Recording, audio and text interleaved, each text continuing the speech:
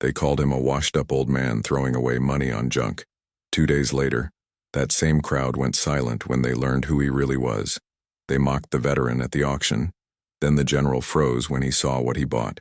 Before we continue with this story, hit subscribe and drop a comment telling us what state you're watching from. Now let's dive in. Thomas Wade stood in the government surplus auction yard holding his numbered paddle, while men half his age snickered behind their hands. The auctioneer pointed at lot 73, one military storage crate, contents unknown, sealed since 1976, starting bid $200. $200, Thomas called out, his voice steady despite his 74 years. Silence. Then laughter. $200 for a box of rust, someone said loud enough for everyone to hear. Probably full of moldy boots and rat shit. The auctioneer looked around. No other bids. Going once, going twice, sold to paddle 219. Thomas signed the paperwork while a man in an expensive suit approached. His badge read, Derek Sutton, Morrison Defense Acquisitions. He had that look. Former military turned contractor. The kind who bought surplus for pennies and sold it for fortunes. I'll give you $500 right now, Sutton said. Double your money without opening it. Not selling, Thomas replied. 1,000. Cash. Today. Thomas met his eyes. What makes you think that crate is worth $1,000? Sutton's smile faltered. Just trying to help out a fellow vet. Save you the trouble of hauling junk. Appreciate it. Still not selling. Thomas walked to his truck, an old Ford that had seen better decades. The loading crew helped him secure the crate in the bed. It was smaller than expected. 4 feet long, 2 feet wide, heavy. The metal was stamped with codes and a seal date of March 1976. As he drove away, he checked his mirror. Sutton was on his phone, watching him leave. Thomas lived alone in a small house outside Riverside. His wife Margaret had died 8 years back. No kids. That life hadn't been possible. Not after what he'd done. Not after what he'd become. He backed into his garage and closed the door before unloading. Old habits. Even 50 years later, some training never left. The locks were military grade. 3 of them. He had the tools. Bolt cutters. Pry bar. But he sat on his workbench and stared at the crate for 20 minutes. The lot number had caught his eye at the auction. The facility code. The seal date. They'd seemed familiar. But the military reused codes. Could have been anything. Then he noticed something scratched into the metal, almost invisible under dust and rust. 2 letters. TW, his initials. His hands shook as he cut the first lock. The second was harder. Rust had frozen the mechanism. He sprayed it with penetrating oil and waited. While the chemical worked, he studied those initials again. They weren't random. They were his handwriting. His mark. This was his crate. From his unit.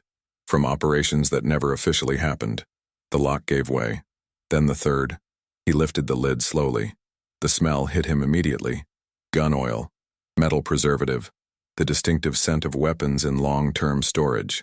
Inside, wrapped in oiled cloth, were 4 rifles. Not standard issue. Custom built. Each one fitted to a specific shooter.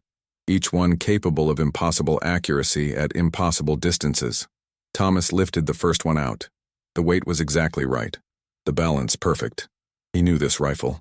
Had fired it hundreds of times. In mountains where Americans weren't supposed to be. In jungles that didn't exist on official maps. Along the wooden stock, carved where it wouldn't affect function, were tally marks. 47 marks. 47 confirmed kills from this rifle alone. And there were 3 more in the crate. Thomas set it down like it might explode. His heart hammered. His breath came short. These weren't just weapons, they were evidence. Proof of programs classified beyond top secret. Proof of kills that never officially happened. A knock on the garage door. Mr. Wade? A woman's voice. My name is Sarah Mitchell. I'm with the Veterans Historical Foundation. I heard you bought something at the auction today. Could I take a look? Thomas didn't move.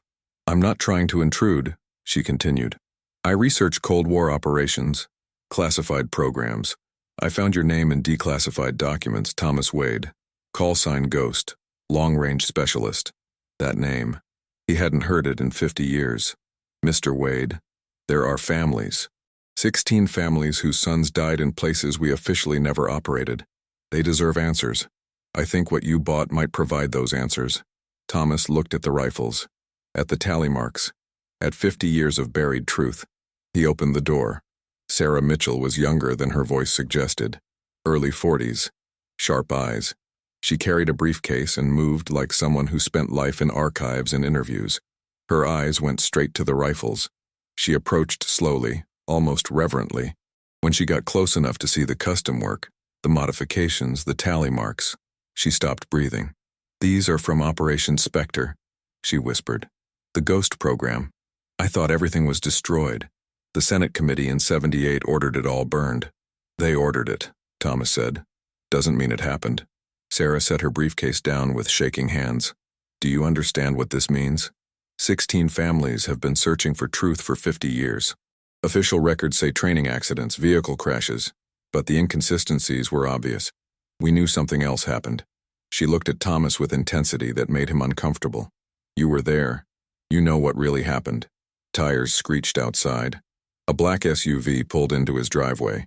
Sutton got out with 2 men in dark suits. They had that look. Federal contractors, private military. Hard to tell the difference anymore. Sutton's friendly expression was gone. "Mr. Wade, I need to insist you turn over the contents of that crate. This is now a national security matter." Sarah stepped forward. "This is private property.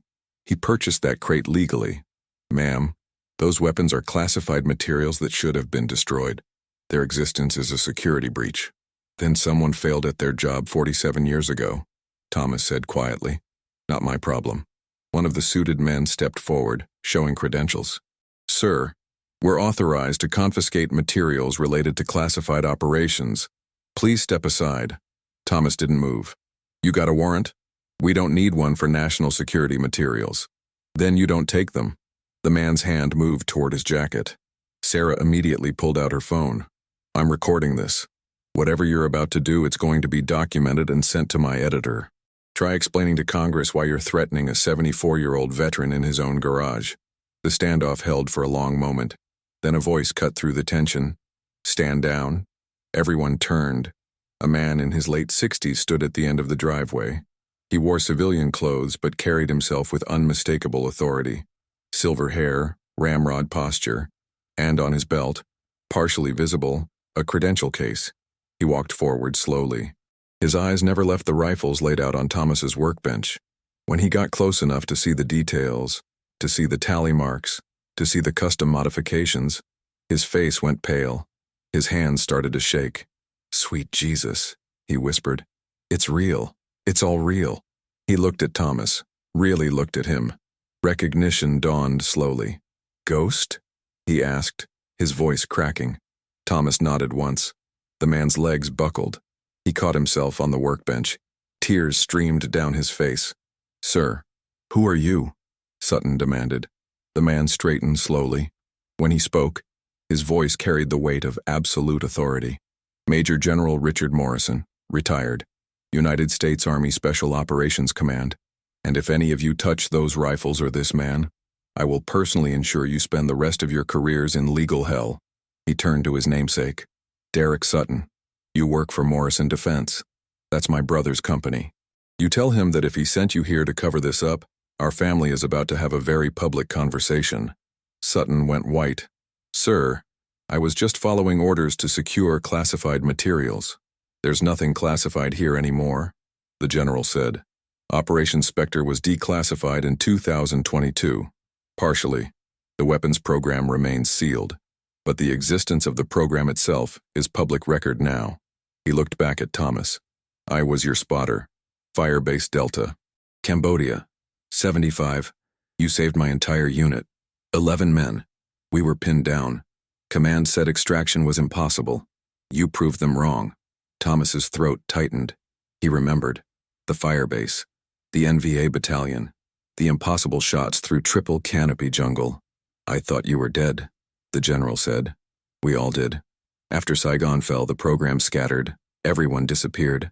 I looked for you for 20 years. I disappeared on purpose," Thomas replied quietly. The general nodded understanding. "The things we did, the places we went, they don't leave room for normal life." He turned to Sarah. "You said families are looking for answers?" 16 confirmed KIAs with suspicious circumstances, Sarah confirmed. "All special operations. All in countries we officially never operated in." "Then it's time," the general said. Past time. This secret has cost too much for too long. Sutton and his men were retreating to their vehicle. The general let them go. Mr. Wade, Sarah asked carefully, would you be willing to go on record? To tell your story? Thomas looked at the rifles. At 50 years of silence. At proof of actions taken in shadows. On one condition, he said. We do this for the families. Not for glory, not for attention. Just so they know their sons didn't die in training accidents. Agreed, Sarah said immediately. The general placed a hand on Thomas's shoulder. There's something else you need to know. The families aren't the only ones who need answers.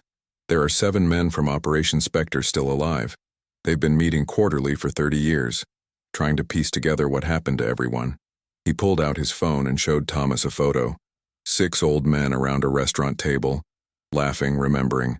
They're meeting next week, in Arlington. They'd like you there, if you're ready. Thomas stared at faces he hadn't seen in half a century. Brothers from another life. I don't know if I'm ready, he admitted. None of us were, the general said. But we show up anyway. That's what we do. Sarah set up her recording equipment on Thomas's workbench while the general made phone calls outside. Sutton and his men had left, but Thomas knew they'd report back. Someone would try again to make this disappear. Before we start, Sarah said, I need you to understand what this recording will be used for. It goes into the Veterans Historical Archive. It becomes public record. Once it's out there, you can't take it back. Thomas nodded. I've kept quiet for 50 years. That's long enough. She pressed record. Please state your name and service history. Thomas James Wade. Enlisted 1968. Army Special Operations. Trained as a long-range reconnaissance specialist. Assigned to classified operations from 1972 through 76. What was your call sign? The word stuck in his throat. Ghost. Can you explain what Operation Spectre was? Thomas looked at the rifles on his bench. We were a program that didn't officially exist. 6 4-man teams. 24 shooters total. Our job was to operate in countries where American troops weren't supposed to be. We provided overwatch for special operations teams, eliminated high-value targets, disrupted enemy command structures. In what countries? Laos, Cambodia, North Vietnam, sometimes across the Chinese border. Places that would have caused international incidents if anyone knew we were there. Sarah leaned forward. The official record says American ground troops never operated in those areas.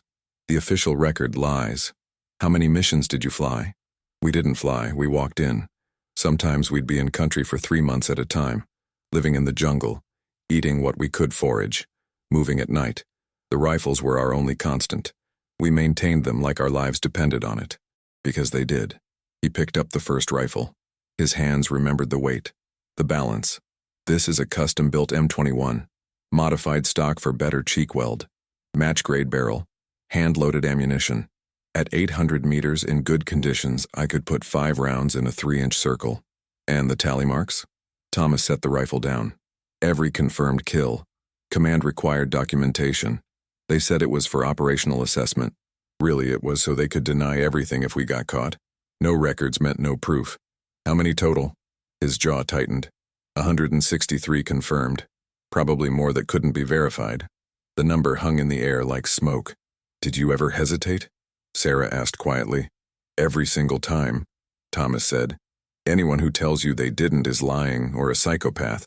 You look through that scope, and you see a human being. Someone's son. Maybe someone's father. You see him laugh at a joke, light a cigarette, check a photograph of his family. His voice cracked. And then you take a breath, let half of it out, and you squeeze the trigger. Sarah was quiet for a moment. Why are you telling me this now? After 50 years of silence. Because those 16 families deserve the truth. Their sons died doing things their country won't acknowledge. They died as heroes in a war that officially never happened. That's not right. Do you consider yourself a hero? Thomas laughed bitterly. No. Heroes charge machine gun nests to save their squad. Heroes throw themselves on grenades. I hid in trees and killed men who never saw me coming. That's not heroic. That's just effective. The general returned, his face grim. I just spoke with the Army's Historical Division. They're sending a team tomorrow morning. Official debrief. They want to document the rifles, verify their provenance, and take statements. They want to confiscate them. Thomas said. Probably. But they can if you don't let them. Those rifles are your legal property now. Bought at public auction. They can request them for historical purposes, but they can't take them without your permission. Sarah checked her equipment. I'm going to make copies of this recording tonight. Send them to 3 different locations. That way, if someone tries to suppress it, we have backups. Good, the general said. Because once word gets out, there will be pressure to bury this again. People who built careers on denying Operation Spectre existed won't want proof walking around. Thomas stood and walked to the garage door. Outside, the sun was setting. Normal neighborhood sounds, kids playing, someone mowing a lawn. The mundane world that had nothing to do with the life he'd lived. Sir, Sarah said hesitantly, there's something else. One of the families I've been working with, the Hendersons. Their son Daniel was killed in 1975. Officially, it was a training accident at Fort Bragg, but I found inconsistencies. He was listed as being in 2 places at the same time in different documents. She pulled out a folder. Daniel Henderson, Staff Sergeant, 23 years old, Special Forces qualified, disappeared March 14, 1975. Body returned 6 weeks later. Closed casket funeral. Thomas took the photo she offered. A young man in dress uniform, bright eyes, confident smile. His hands started shaking. I knew him, Thomas whispered. He was my spotter, Firebase Delta. The general stepped closer. That was the mission, the one where we got pinned down. Thomas nodded, unable to speak. Sarah's voice was gentle. Can you tell me what happened? Thomas sat down heavily. The memory was as clear as yesterday. We were providing overwatch for a MAC-V extraction. 3 Americans and 2 South Vietnamese scouts. The extraction went bad. NVA battalion surrounded the fire base. We were 1,000 meters out, too far to help directly. He closed his eyes. Command ordered us to pull back, said the fire base was lost, but Henderson refused. He said those were our people. We don't leave our people. What did you do? We stayed. For 6 hours we engaged that battalion. Every time they tried to organize an assault, we broke it up. Henderson spotted targets, called wind, calculated elevation. I just pulled the trigger. Thomas's voice broke. We held them off until dark. The firebase got extracted. All 5 men survived. But during the final push, Henderson took a round. Sniper from their side. Hit him in the chest. The general's voice was rough. I never knew. Command told us he died stateside. They medevaced him out. Thomas continued. But he died on the helicopter. I carried his body 3 miles through enemy territory to the extraction point, and when we got back, they told me it never happened. Told me he died in a training accident, told me to forget. Sarah was crying silently. His mother is still alive, she's 87. She never believed the training accident story. She's been searching for truth for 50 years. Thomas looked at the photo again, at the young man who had refused to abandon his brothers. She deserves to know he died a hero. They all do. The general pulled out his phone. I'm calling the rest of the team, the ones still alive. They need to know about this. They need to know we can finally tell the truth. As he walked outside to make his calls, Sarah leaned closer to Thomas. Are you okay? We can stop if this is too much. No, Thomas said firmly. We keep going. For Henderson. For all of them. She nodded and checked her recording equipment. Then let's talk about the other 15 families. Let's give them all the truth they've been denied. Thomas picked up the second rifle. More tally marks. More missions. More ghosts that had haunted him for 50 years. It was time to let them speak. The next morning, Thomas's garage was crowded. The general had made his calls. 3 more veterans from Operation Spectre had driven through the night to be there. Men in their 70s now, but Thomas recognized each one immediately. Marcus Chen, former spotter, call sign Dragon. James Washington, forward observer, call sign Hawk. Robert Silva, communications specialist, call sign Wire. They stood around the workbench staring at the rifles like they were looking at ghosts. Nobody spoke for a long time. Finally, Chen broke the silence. I thought I'd never see these again. Command told us everything was destroyed, burned, scattered. They lied, Thomas said simply. They lied about a lot of things, Washington added. His voice was bitter. Told my family I spent those years at Fort Benning, teaching marksmanship. My wife died never knowing where I really was. What I really did. Silva picked up one of the rifles carefully. This was Henderson's. I recognized the stock modification. He carved it himself, because the standard grip didn't fit his hand right. The general nodded. We need to talk about Henderson. About all 16 of the lost ones. Sarah has been working with their families. Sarah had arrived early with her recording equipment and a stack of files. Each one represented a family that had been lied to for 50 years. I've made contact with 12 of the 16 families, she explained. 4 have deceased parents with no surviving immediate family, but 12 still have mothers, siblings, or children who want answers. She laid out photos on the workbench. Young men in uniform, bright futures cut short. Daniel Henderson, Carlos Rodriguez, Michael O'Brien, James Tucker. Every one of them officially died in training accidents or vehicle crashes stateside. But I found the patterns. Medical examiner reports that didn't match the stated cause of death. Burial records showing closed casket services.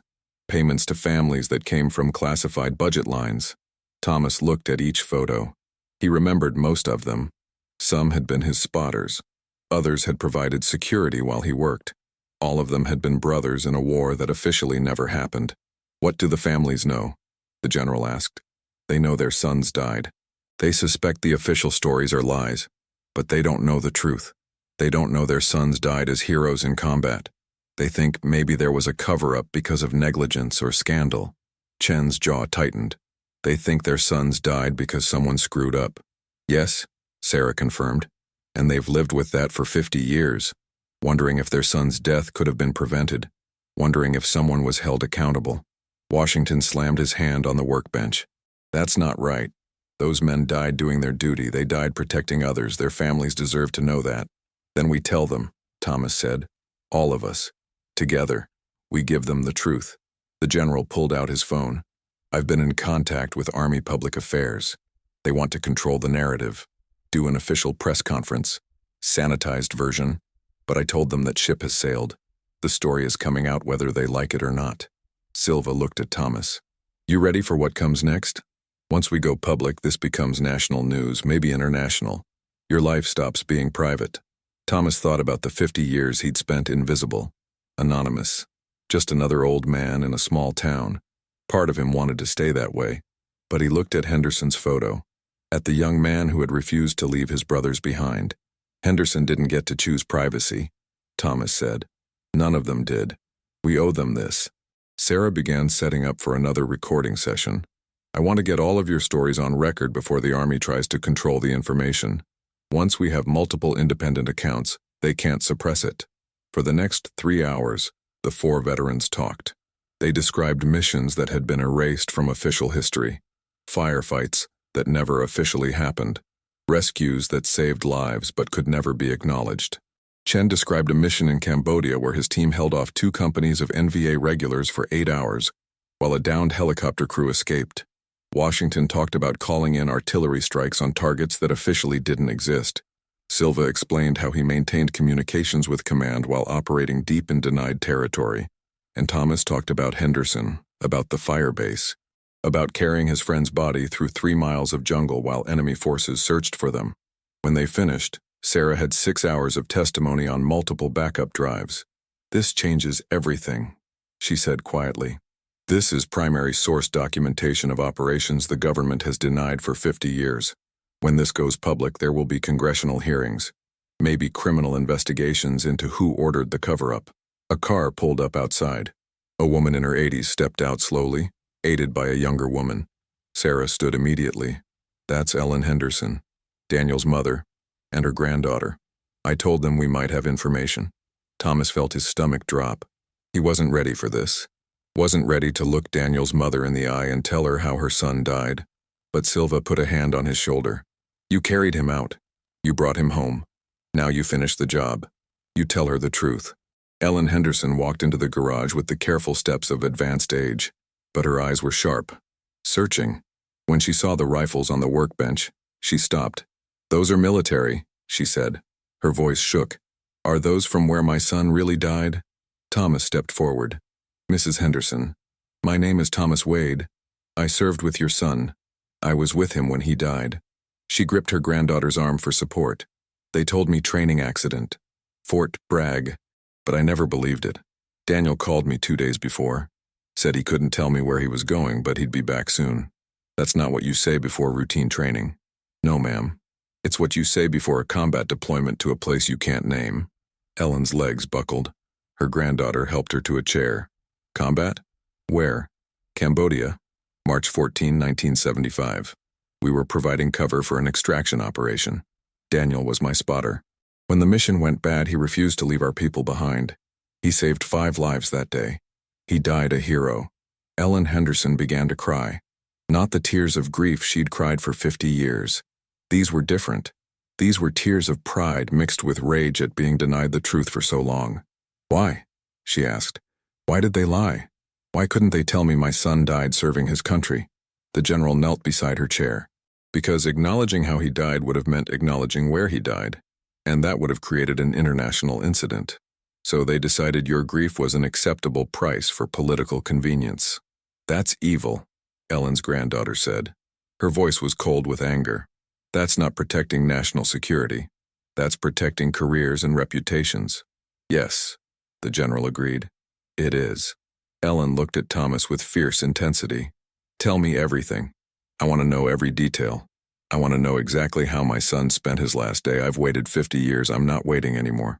Thomas pulled out a chair and sat across from her, and he told her everything. The mission briefing, the hike to the observation post, the jokes Daniel told to pass the time, the moment the extraction went bad, the 6 hours they held off an entire battalion, and the final shot that took Daniel's life while he was saving others.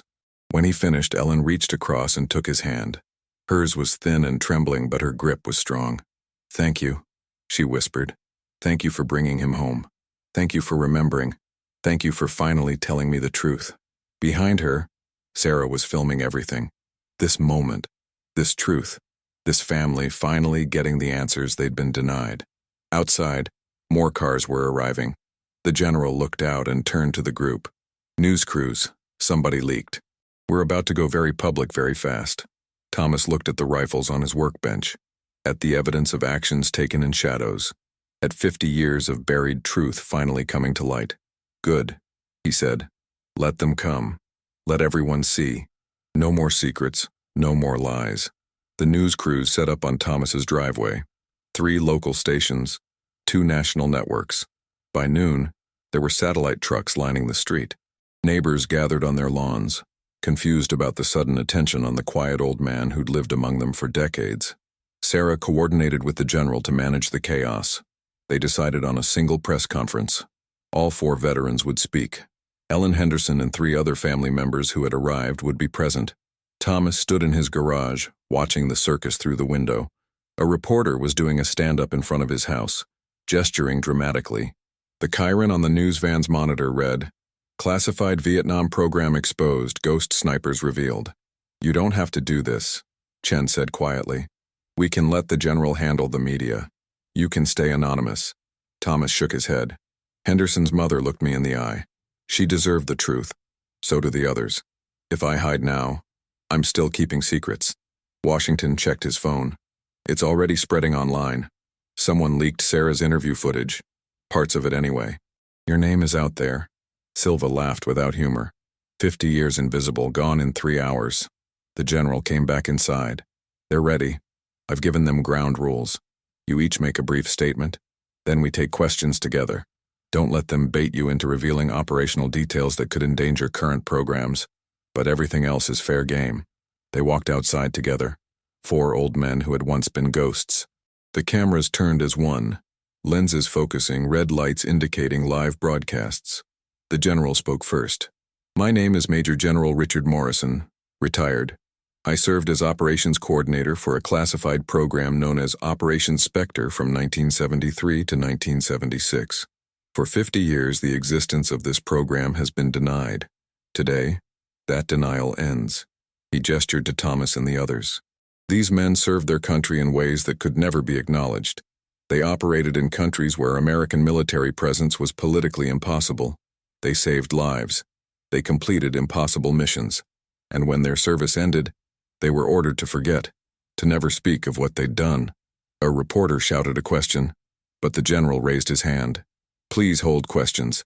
Let these men speak first. Chen stepped forward. My name is Marcus Chen. Call sign Dragon. I served as a forward observer and spotter. I'm here because 16 families have been lied to for 50 years about how their sons died. That ends today. Washington went next. James Washington. Call sign Hawk. I've lived with these secrets my whole life. Couldn't tell my wife, couldn't tell my children. The weight of that silence nearly destroyed me. I'm done carrying it. Silva spoke briefly. Robert Silva. Call sign Wire. What we did was necessary. How it was hidden was wrong. Those are two separate truths. Then Thomas stepped to the microphone. Every camera focused on him. My name is Thomas Wade. They called me Ghost. His voice was steady despite his racing heart. Yesterday I bought a crate at a government auction. Inside were 4 rifles, custom built for long-range precision work. I recognized them because I'd fired every one of them. In Laos, in Cambodia, in North Vietnam, in places American soldiers officially never went. He paused, letting that sink in. On those rifles are tally marks, 163 confirmed. Each one represents a human being whose life I ended. I'm not asking for forgiveness. I'm not asking for understanding. I'm just stating facts that have been denied for too long. A reporter called out, "Are you saying the United States government sent you to assassinate people in neutral countries?" I'm saying I followed orders to eliminate enemy combatants who posed threats to American lives. The political classification of the territory was above my pay grade. Another reporter, "Do you consider yourself a war criminal?" Thomas met the camera directly. "I consider myself a soldier who did what his country asked and then was told to pretend it never happened. Whether that makes me a criminal is for others to decide." Ellen Henderson stepped forward. The cameras swung to her. "My name is Ellen Henderson. My son Daniel died March 14th, 1975. The Army told me it was a training accident. For 50 years I believed my son died because someone was negligent, because safety protocols were ignored." Her voice broke. "Yesterday I learned the truth. My son died in combat. He died saving 5 men who would have been killed if he hadn't refused to abandon them. He died a hero." She turned to face Thomas. "This man carried my son's body 3 miles through enemy jungle to bring him home. And for 50 years he carried the burden of not being allowed to tell me that. That's not national security. That's cruelty, disguised as policy." The reporters erupted with questions. The general tried to maintain order, but the moment had taken on its own momentum. A network correspondent pushed to the front. "General Morrison, did the Pentagon know you were coming forward with this?" "They were informed this morning." "What was their response?" "No comment." "Which is the same response they've given for 50 years. Will there be legal consequences for revealing classified information?" The general smiled coldly. "Operation Spectre was officially declassified in 2022. The weapons program remained sealed, but the mission parameters are public record. We're not revealing anything that isn't already available to anyone who knows where to look. We're just adding the human faces that were deliberately erased." Thomas's phone buzzed. Then again, then continuously. Messages flooding in, some supportive, some angry, some from reporters wanting exclusive interviews. Chen leaned over. "It's the same for all of us. I've got 200 messages in the last 10 minutes. Sarah appeared at Thomas's elbow. "The Pentagon just released a statement. They're confirming Operation Spectre existed but denying that families were deliberately misled about casualties. They're claiming it was operational security during an ongoing classified program." "That's garbage," Washington said. "The program ended in 76. They could have told families the truth any time in the last 49 years. A black SUV pulled up. Not Sutton this time. These were actual federal agents. FBI credentials. They approached the general. "Sir, we need to speak with you and these men. There are questions about the chain of custody on those weapons. Questions about whether classified materials were properly handled." The general didn't look surprised. "Are we under arrest?" "No, sir. But we strongly encourage you to cooperate with our investigation." "We'll cooperate fully," the general said. "But not until after we're done here. These families have waited 50 years. They're not waiting 1 more hour because you're worried about bureaucratic protocols." The FBI agents looked at each other. They were young. Probably didn't even know Operation Spectre had existed until this morning. One of them spoke into his radio. While they waited for instructions, more people arrived. Veterans from other units. Some Thomas recognized, others he didn't. They gathered at the edge of the property, standing in silent support. A man in his 50s pushed through the crowd. "Mr. Wade?" My name is Michael Rodriguez. Carlos Rodriguez was my father. He died in 1974. They said vehicle accident. Thomas felt his chest tighten. I knew your father. He was a good man. Can you tell me what really happened? Thomas looked at the cameras, at the FBI agents, at the circus his life had become in less than 24 hours. Then he looked at Michael Rodriguez's face, at the desperate need for truth that had been denied for 51 years. Yes, Thomas said.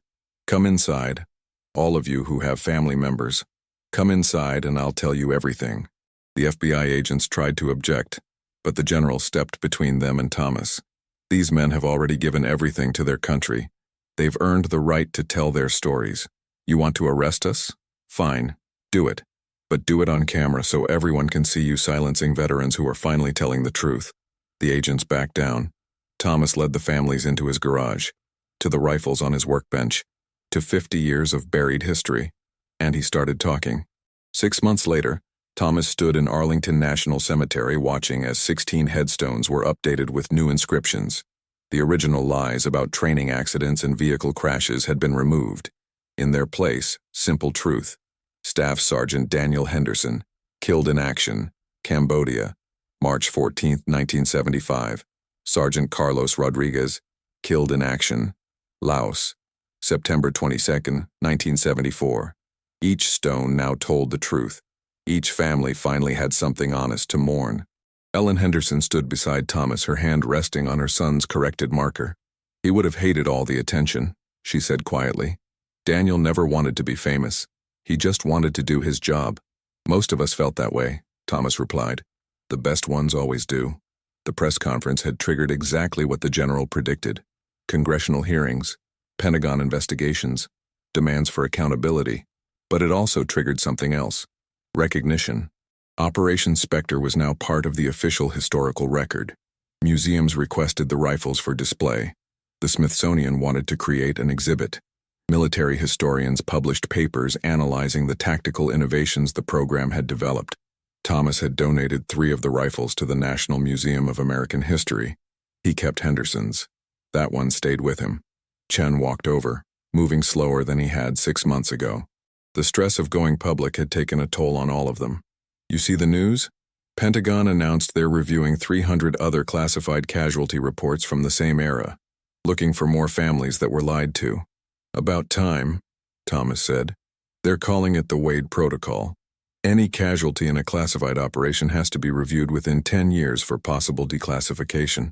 Families can't be kept in the dark indefinitely anymore. Washington joined them, leaning on a cane he hadn't needed 6 months ago.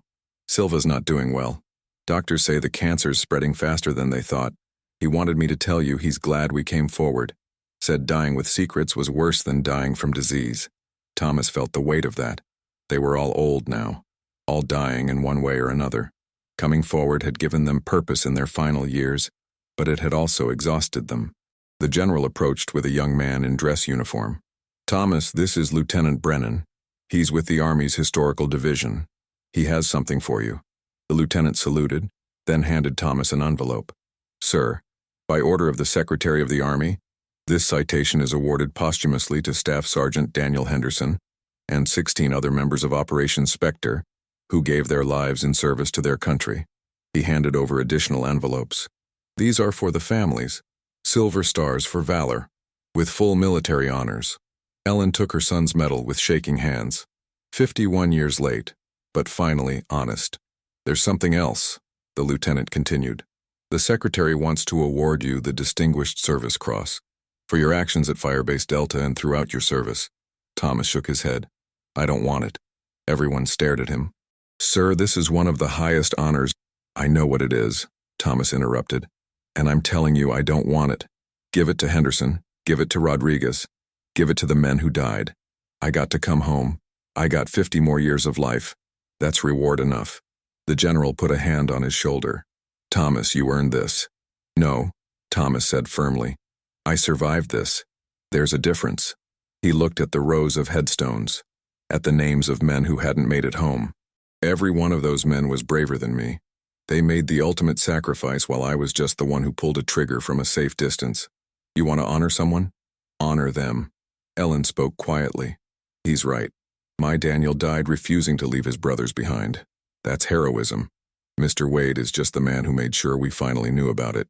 The lieutenant looked uncomfortable. He clearly hadn't expected to have a prestigious medal rejected. Sir, I'll relay your response. But the secretary specifically requested, tell the secretary that if he wants to honor me, he can make sure no other families are lied to for 50 years. That's the only recognition I need. After the ceremony, Sarah found Thomas sitting alone at Henderson's grave.